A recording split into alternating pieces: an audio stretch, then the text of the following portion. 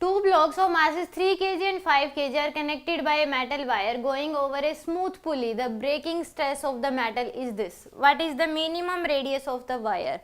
Minimum radius of the wire बतानी है. तो यहाँ पे जो इस केस में टेंशन होगी, एक ही पुली है तो टी की टेंशन, नीचे यहाँ पे mg लगेगा यानी कि 50 का, इधर कितना लगेगा 30 का. तो जो नेट फोर्स हो गया वो कितना हो जाएगा आपके पास? नेट फोर्स आ जाएगा 20 न्यूटन. इस डायरेक्शन में होगा यानी कि इसका एक्सेलरेशन क्या होगा? ये ऊपर की तरफ जाएगा और ये नीचे की तरफ एक ही एक्सेलरेशन से ऐसे. तो यहाँ पे एक्सेलरेशन आ जाएगा फोर्स बाय मास. मास है आपके पास 8 यानी कि कितना आ जाएगा आपके पास 10/4 के बराबर. कितना एक्सेलरेशन आएगा? 10/4.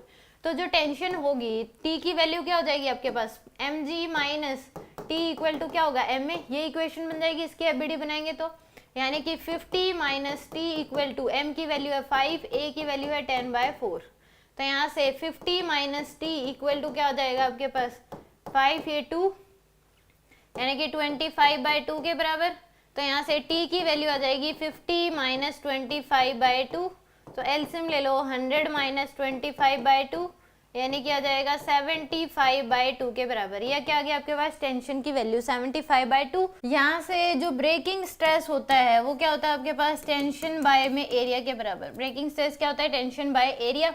तो जो टेंशन है वो कितनी आपके पास? 75/2 इंटू में एरिया हो जाएगा पाई आर स्क्वायर, और ये आपको दे रखा है 24/पाई इंटू 10⁻².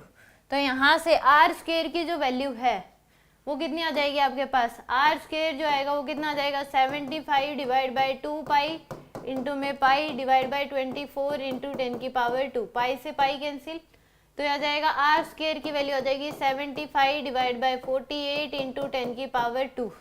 तो यहाँ से अगर हम देखें 75 डिवाइड बाय में 48 तो आएगा आपके पास 1.75 डिवाइड बाय 48